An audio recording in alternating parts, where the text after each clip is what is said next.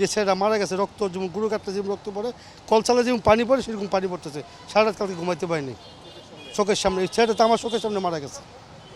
যখন ছেলেটা পড়ছিল, যে ওইটা পড়ছে শব্দ শুনছি, ছেলেটা তখন এদিকে যাইতেছিল, ওই পাথরটা পয়টা আপনার ওর মাথার উপর পড়ছে।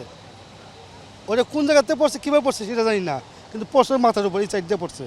পড়ার পরে ওই ছেলেটা পড়ে গেছে মাটিতে পড়ার পরে ওই ছেলেটা তো আমি কী রক্ত পড়ছি, পরে দেখি গ্লাস ভাঙ্গা ওই যে পাথরটা পড়ছে, ওই পাথরটা ভাঙিয়ে আমাদের কাছে আসতেছে। ডাক্তার বলছে কালকে আবার যাওয়ার জন্য। এই যে আপনার চোখের সামনে এত বড় একটা ঘটনা ঘটে গেল, আপনিও নিজে আহত, আপনি কোনো রকম সংখ্যা আছেন কিনা? মানে আমি সংখ্যা আছি, এদিকে গেলে এদিকে যাইতে মন চাইতেছে যাইতে। কালকে ঘটনাগুলো আমার শুধু মনে পড়তেছে যে আর কেউ ছিল না, আমরা 3-4 জন ছিলাম এখানে, আর এখানে কোনো লোকই ছিল না। আমি থাকতে পারতাম, আমি তো কোর্স করে আসছি, তাকে কোর্স করে 4 দোকানে পড়ছি। আপনি আছেন, আমি বাইচা আছি, জি। আমার তো মানে আতঙ্ক লাগতেছে, আমি কি এদিকে যাইলে ভালো হবে না ওদিকে গেলে ভালো। আমি 1 ঘন্টা এখানে বসে আছি, না আমি এদিকে যাইতেছি না, কোন দিক দিয়ে যাবো এখন? জি, আমার চোখে বাঁচতেছে, বলার মতো হয় না। মানে আমার চোখে রক্ত মনে বাঁচতেছে যে ওই ছেলেটা আমার চোখের সামনে চলতেছে। আমার চোখের সামনে বারবার মনে পড়তেছে, রাত্রে ঘুমাইতে পারিনি, কয়েকবারই ঘুমাতে চাকরি করছি।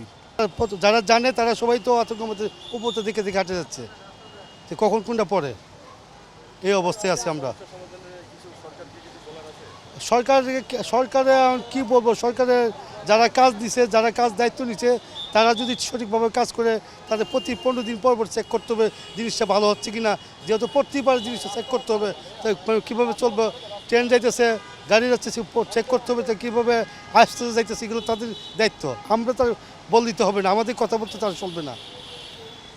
আপনাকে দর্শক যেমনটি জানাচ্ছিলেন যে মেট্রো রেলের মতন এমন ব্যয়বহুল স্থাপনায় 13 মাসের ব্যবধানে দুবার ঘটেছে এমন ঘটনা, এবং এমন ঘটনায় জনমনে তৈরি হচ্ছে শঙ্কা এবং প্রশ্ন উঠছে যে মেট্রো রেল সবার যে প্রত্যাশিত মেট্রো রেল ছিল, সেটি কি এখন শুধুমাত্র মাথার উপরে সংখ্যা কিনা?